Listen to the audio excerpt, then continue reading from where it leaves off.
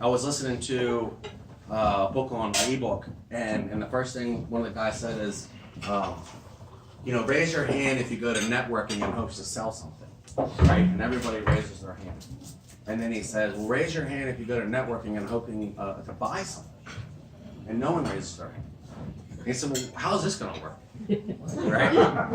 Everybody's going to sell, nobody's going to buy, and we're in hopes of having business. So to Rob's note, it's really just about the relationship, building the relationship, not caring about, how many sales you get. It's more about making sure you're doing the activities. Making sure you're doing those measurable commitments that you made, and that's what keeps you in a positive mindset. And that's what we're going to kind of talk about today, is trying to stay in a positive mindset in 2019. The good thing about recording these things is that you can edit them later, right? So I'm not going live or anything like that. This is a recording. Oh, come on, John. Well, I don't want to give it all away to Facebook for free. Right. You know what I You need to mean? come make Oh, I good got you. relationship. Yeah. Yeah. So I've actually got a couple cue cards here before we start our workshop, and these are for upcoming topics that I want to talk about. And I'm going to breeze through these because they are kind of relevant, and hopefully there'll be a couple nuggets to pull away from them. So one of the podcasts I'm going to do, because my commitment is 52 podcasts. Okay. All right? So one of the podcasts I'm going to do is called No Days Off. No Days Off. For me, I've always worked after work.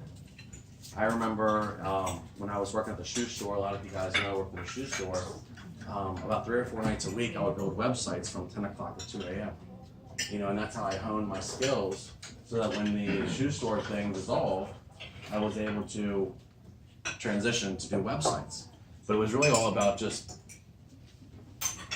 I want to use the word loosely, working after work. I wasn't really working. I was doing what I wanted to do. I was learning. I was getting better. I was making things, and it was very satisfying to me. So, of course, my wife, she was like, stop working. But I didn't think I was working at all. And when I went to work on Sunday, I didn't feel like I was working. I felt like, hey, I want to get this done because Monday is coming, and my Monday is packed. It's going to be awesome. And a couple weeks ago, I said, how many people are jacked up to get out of bed in the morning? I'm one of them. And then just yesterday, I see 2 or 3 people crying the Monday blues on Facebook. It's like, come on. So, first of all, it's not even work if you like doing it. So just get that word out of your head.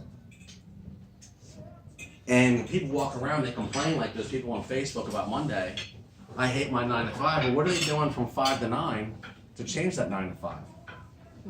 And I'm talking 5 p.m. to 9 p.m. Lee over here is talking 5 a.m. to 9 a.m. Right? That's true. In both sides of the clock, what are you doing? We just identified 10 hours in between you working 8 to try to change your life, for example. I kind of feel like my passion is more like a hobby. It's like fishing. I love fishing. I love marketing. This is something I really like doing. Jim Procaccini says this is the best job he's ever had. Right? It's not a job. It's a total integration of fun and work. It's like a lifestyle. Amen. Yeah.